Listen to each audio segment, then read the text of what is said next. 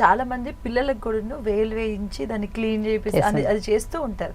So అది ఎంతవరకు అసలు కరెక్ట్? బెస్ట్ థింగ్ అండి. కుంజలి క్రియ అంటారు దాన్ని. ఇప్పుడు మనం లోపల ఫ్లమ్ అంతా పేరుకుపోయి ఉంటుంది, అది పేరుకుపోయి లోపల ఉంచే బదులు వీక్లీ వన్స్ జస్ట్ ఒక ఫింగర్ ని పెట్టి తీసేసాం. Weekly once is it okay, but daily basis లో చేస్తూ ఉంటారు బ్రషింగ్ అయ్యేటప్పుడు. అంటే మరీ బాగా చేయడం అనేది మంచిది కాదు. ఒక మార్నింగ్ మన పాతకాలంలో మార్నింగ్ బ్రష్ అయిన తర్వాత కొద్దిగా వాటర్ తాగి తీసేసేవాళ్ళు.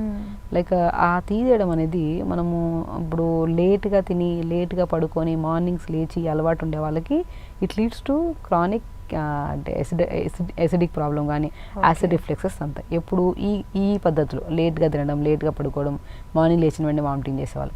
కానీ ఎర్లీగా తిని ఎర్లీగా పడుకొని మార్నింగ్ లేచి కొద్దిగా వాటర్ తీసేస్తా ఉన్నా ఆల్టర్నేట్ డేస్ కానీ 3 days ఒకసారి మంచిది అది. దాన్ని కుంజలి క్రియ అంటారు. కుంజలి క్రియ అంటే లోపల ఉన్న ఫ్లష్ అంతా మనం ఏం చేస్తున్నాం, బయట క్లీన్గా ఉంచుకుంటున్నాం శరీరాన్ని కానీ, అందంగా ఉండాలనుకుంటాం.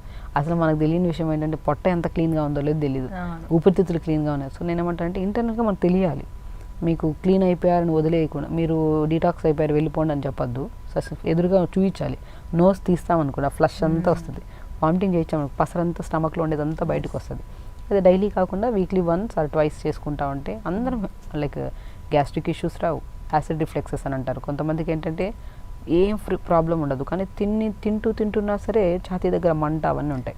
అంటే స్టమక్కి ఈసోఫగస్కి మధ్యలో స్పింక్టర్ అని ఉంటుంది. అది చాలా ఇలాస్టిసిటీ కొద్దిగా ఇది అవ్వడం వల్ల లోపల ఉన్న గ్యాసెస్ అన్ని పైకి తంతా ఉంటాయి. అందుకని ఛాతీ దగ్గర మంట.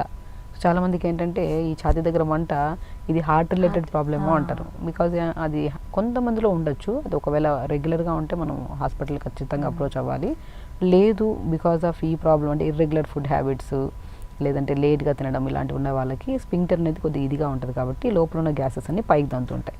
ఆ కైండ్ ఆఫ్ చెస్ట్ దగ్గర హెవీనెస్ కానీ ఆ కైండ్ ఆఫ్ మంట కానీ వస్తే మాత్రం మనం టైంకి తినడము, వాటర్ ప్రాపర్గా తీసుకోవడము, రెగ్యులర్గా ఫుడ్ హ్యాబిట్స్ కానీ స్లీప్ కానీ ఇవన్నీ సెట్ చేసుకుంటే ఈ ప్రాబ్లం అనేది మనకు పర్మనెంట్ రాకుండా.